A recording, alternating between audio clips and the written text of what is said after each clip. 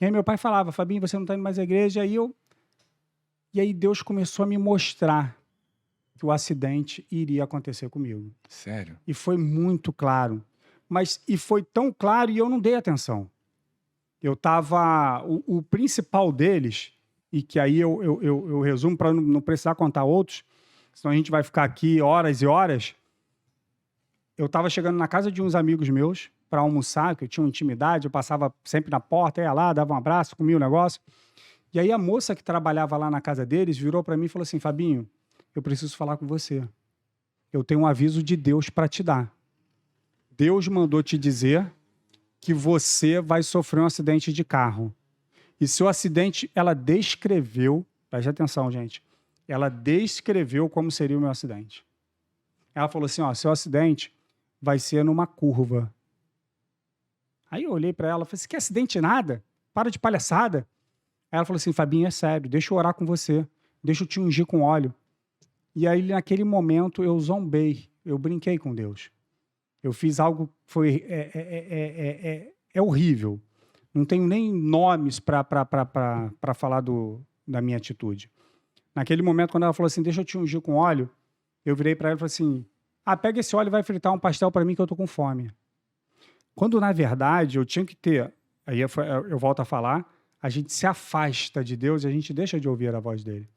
E eu tenho certeza, Quinho, se eu naquele dia, eu tivesse pedido a Deus para que o acidente não tivesse acontecido comigo, tivesse arrependido dos meus pecados, arrependido das coisas erradas que eu estava fazendo, eu tenho certeza que hoje eu não estaria nessa cadeira de rodas.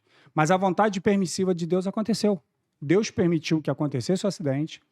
3 meses depois que eu saí dali, ela orou comigo, mas eu fiquei de olhos abertos. E aí, 3 meses depois que eu saí dali, eu estava voltando do show do Cara Metade. Era de madrugada, deixei os meninos no hotel, que alguns deles foram comigo no meu carro.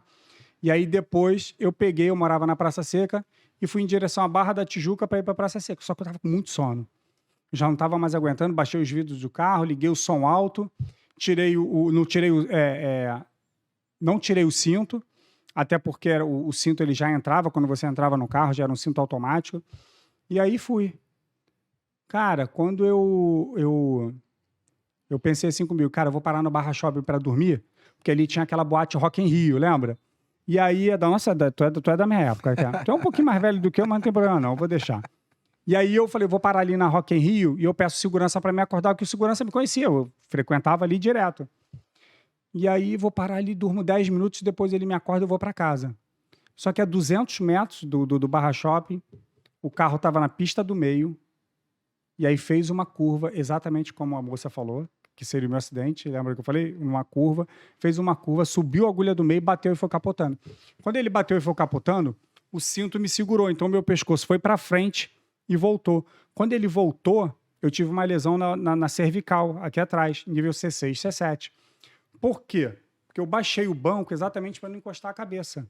Então, quando eu baixei o banco, eu fiquei totalmente vulnerável. O cinto me segurou, fui para frente, voltei e a cabeça não encontrou aqui um encosto de cabeça, que é exatamente aquilo, né? Para você não virar o pescoço para trás.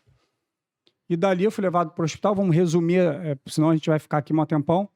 O bombeiro demorou 1h30 para chegar, porque eles achavam que era trote. Então, para você que passa trote por bombeiro, para a polícia, faz isso não, porque pode ser um parente seu, que um dia vai precisar de socorro e vai faltar.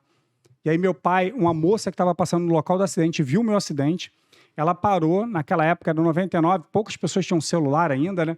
Pegou meu celular, ela disse que eu dei o telefone de casa, eu não dei, não lembro de ter feito isso, só que Deus, ele cuida de todos os detalhes. Não adianta, cara. Em meio à tragédia, falta disso, falta daquilo, tudo está dentro do controle de Deus. Ele pode mudar toda e qualquer situação. Aí eu dei o telefone da minha casa, ela ligou, avisou, falou o carro que era, tudo direitinho. Meu irmão pegou o carro, foi até a Barra da Tijuca. Meu pai foi em seguida também. Aí o bombeiro estava demorando, eles foram até o corpo de bombeiro, que foi tipo a 800 metros do corpo de bombeiros. E aí, quando eles chegaram lá, o bombeiro cortou o teto do carro, me tirou deitado já na maca, e eu fui para o Hospital Miguel Couto. Chegando no Hospital Miguel Couto, eu escutei o médico falar assim, eu estava de olhos fechados, já sem mexer nada, não podia movimentar nada, não consigo olhar para o lado assim aqui. Não conseguia fazer assim com o olho. Ó. E aí, quando o médico passou, olhou assim, falou, ih, eu não quebrei nada. braço, perna, nada. Foi só a lesão medular. E aí o médico passa e fala assim, isso aí se não morrer vai ficar tetraplégico. Aí a gente lembra logo de Deus, né? Aí eu abri o olho e pensei comigo, tá amarrado em nome de Jesus. E aí fiquei ali uma semana, aí quando eu acordei de manhã cedo, né? Aí meu pai entrou na minha frente, e aí ele me olhou, e eu perguntei para ele, onde é que eu tô? Ele, você não lembra? Eu falei assim, não.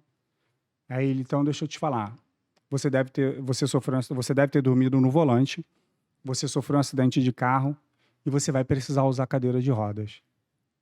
Mas todo o tempo que você precisar usar cadeira de rodas, eu vou estar com você, eu não vou te abandonar. Aí eu achava que usar cadeira de rodas seria durante um tempo, né? Eu falei assim, então tá uma maravilha. E apaguei.